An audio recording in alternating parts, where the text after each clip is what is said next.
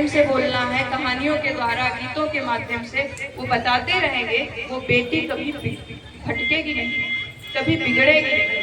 तो इसलिए हमें शिक्षा के साथ साथ इधर आना बहुत जरूरी है, ताकि हमारे परिवारों में कलह ना हो। हमारी बेटियों के जो डिवोर्स हो रहे हैं, तलाक हो रहे हैं, वो भी इसी कारणों से हो रहे हैं। तो हमें सत्संग में आना बहुत जरूरी है। और इसके साथ साथ एक सूचना है, हाँ, मैं ये बात कह रही थी कि साहब जी का आशीर्वाद और उनके शरण में, क्योंकि जो बड़े साहब हैं आदरणीय शांति साहब जी, वो हमारे यहाँ शायद 20-25 साल के होंगे जब से हमारे यहाँ जा रहे हैं, और मेरा जन्म भी उन्हीं के सामने हुआ और यहाँ आना जाना बराबर लगा रहा। तो यही कारण है कि हम सभी संयमित और नियमित हैं, क्योंकि साहब समय समय पर जाते भी रहते हैं हमारे परिवार में, तो उससे भी एक प्रभाव पड़ता है।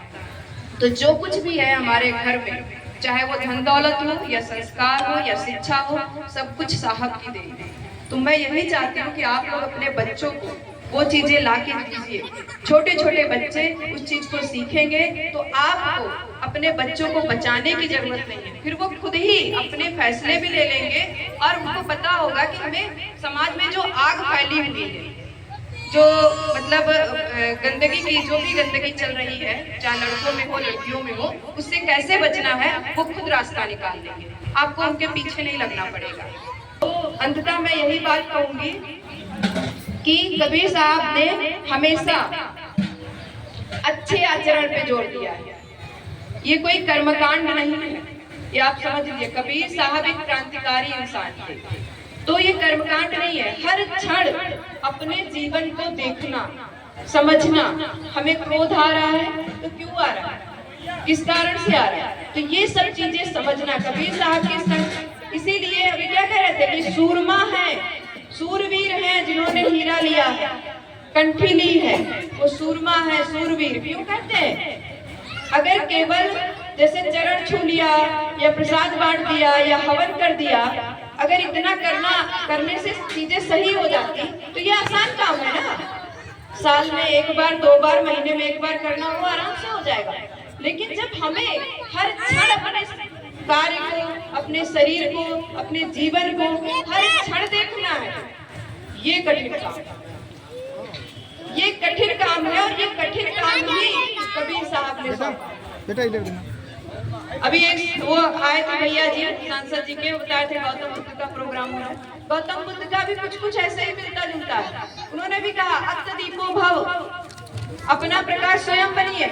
और कबीर साहब ने भी कहा कि जो तिलमाही तेल है चकमक में जो आग, तेरा साईं तुझ में है, जाग सके तो जाग। ये इधर उधर जो साईं बने हुए हैं उनसे कोई मतलब नहीं है, आप भटकते रहोगे, सिर फोड़ते रहोगे। कबीर साहब ने साफ कर दिया कि जो तिलमाही तेल है, तिल के अंदर ही तेल है, तिल के बाहर तेल नहीं। जो तिलमाही तेल है चकमक में जो आग, चकमक एक पत्थर होता है, उस पत्थर में ही आग। जो तिलमाही तेल है चकमक में जो आग, और तेरा साईं तुझ में है, जाग सके तो जाग। तुझे, तुम्हारे अंदर ही है वो चेतन जीव जिसे हमें समझना है, कहीं कोई नहीं है, वही है। वही कबीर साहब भी कह रहे हैं, वही गौतम बुद्ध कह रहे हैं, अत्तदीपो भव। तो हमें ये एकमात्र मान के लीजिए कि हमें इधर उधर कहीं भटकना नहीं है, अपने जीवन को हर क्षण देखना है, हर क्षण। कहा गया ना कि सांस, ये सांसों की जो माला है, जब तक ये चल रही है तब तक ये उजाला है, और जैसे ही सांसों की माला टूटी, सांसों का एक तरफ टूटा, तो समझ लीजिए सब कुछ खत्म, सब जगह अंधकार हो गया। तो जब तक ये सांसें हम चल रही हैं, तब तक हमें ये देखना है कि हम अपने मन वचन कर्म से, बताए ना कि 10 वाणी मतलब 10 दोष हैं, वाणी के, वचन के, कर्म के। तो इनको हमें देखते रहना है, निहारते रहना है और सजग रहना है कि हाँ, हमें मन वचन कर्म से कोई भी गलत कार्य नहीं करना है। ऐसा नहीं करना है कि किसी को दुख, हम किसी के दुख के कारण ना बने। यही कबीर साहब की सहज और सरल वाणी, और कहीं दूर जाने की भटकने की जरूरत नहीं। एक ही दोहे में समझ लीजिए पूरा संसार समाया हुआ है। सबसे अच्छा जो तिलमा ही तेल है, चकमक में जो आग, तेरा साई तुझ में है, जाग सके तो जाग। इधर उधर कहीं ये पीपर पकड़िया बटिया पथरा मियां भवानी देवी देवता, हम तक आज तक हमारे पुरख है, इसी में तो भटकते आए। क्या मिला हमें? और अगर नहीं मिला तो हमें रास्ता बदलने की आवश्यकता है। अगर एक रास्ते से हम जा रहे हैं और हम अपने गंतव्य स्थान पर नहीं पहुंच रहे हैं, इसका मतलब हम गलत रास्ते पे जा रहे हैं ना। हमको जाना है सीतापुर, हम चल दे विश्वा की तरफ, तो तुम चलते चलते जीवन बीत जाएगा, आप सीतापुर कभी नहीं पहुंचोगे। तो इसी तरीके से हमें अपने जीवन को देखना है, कहीं इधर उधर भटकना नहीं है, सिर्फ अपने आप पर ध्यान देना है कि हम मन वचन कर्म से सही है। बस इतनी सी ही बात है कबीर साहब की, कोई बहुत बड़ी बात नहीं। और ये कोई कर्मकांड नहीं है। हर क्षण अपना जीवन देखिए, अपने बच्चों का जीवन देखिए कि हम कहीं से किसी भी तरीके से अंधविश्वास में ना फंसे, गलतियों में न जाए। एक एक दोहा कबीर साहब का गागर में सागर भरने वाला है।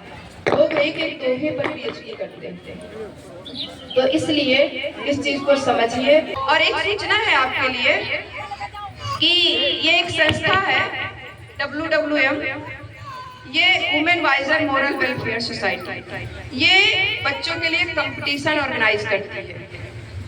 क्योंकि अभी जो हमने बताया ना, डॉक्टर मास्टर इंजीनियर जो भी बनते हैं वो एक कंपटीशन देने के बाद ही बनते हैं।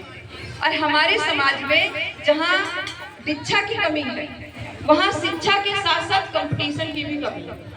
हमारी जो शिक्षा होती है वो 3 प्रकार की होती है। एक होती है एकेडमिक शिक्षा, जिसमें हम नर्सरी से लगा करके PhD तक करते हैं। दूसरी होती है हमारी कॉम्पिटेटिव शिक्षा, प्रतियोगात्मक शिक्षा, जो कि जिससे हम डॉक्टर मास्टर इंजीनियर बनते हैं। और तीसरी होती है आध्यात्मिक शिक्षा, जो हम आप यहाँ पर ले रहे हैं। तो जीवन के लिए ये तीनों शिक्षाएं जो आवश्यक है।